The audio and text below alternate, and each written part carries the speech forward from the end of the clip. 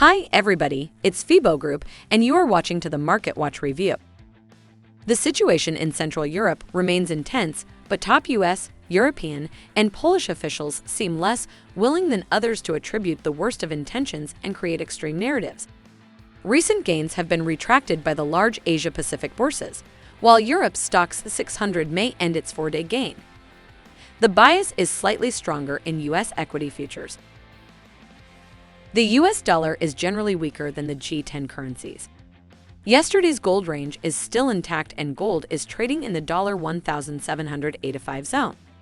According to API, the drawdown of US oil inventories would have reached 5.8 million barrels.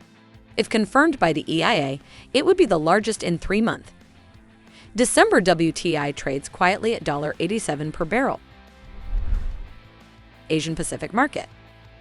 The market believes that a 3-hour meeting between Biden and Xi has elevated the relationship between superpowers.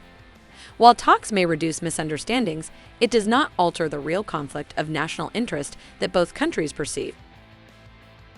The market participants continue to wager that the BOJ will need to suspend or modify its yield curve control, and then sell the bond short.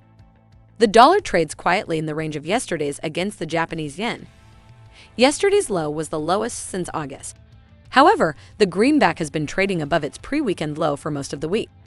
Although the Australian dollar was a little shaky due to yesterday's developments in Poland, it quickly recovered its position at the top of the range. Market of Europe. The UK October inflation surprise came out on the positive side.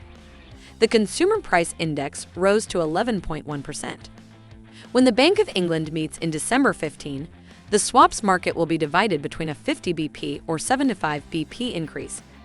Tomorrow's budget will be presented by Chancellor Hunt, which could cause volatility in the gilt and sterling markets. Yesterday's sterling high of $1.203 was the highest since mid-August. It was trading at $1.203 yesterday, falling just below $1.18 due to Central European developments. Session highs in the European morning were near $1.194. Yesterday's euro drop to $1.028 was due to the Polish news. However, it quickly recovered as the market acted swiftly as its will. It closed at $1.035 and has not traded below that level today. Market of America.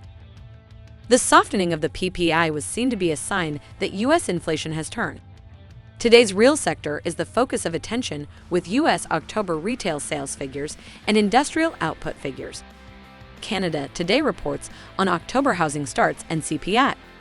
Yesterday's trade saw the U.S. dollar trading on both ends of Monday's range against Canada dollar, but the close was neutral. Today's close is neutral. It is currently trading at a higher level than yesterday's low. That's all for me. Closely monitor the news background and be prepared for all the surprises of the market.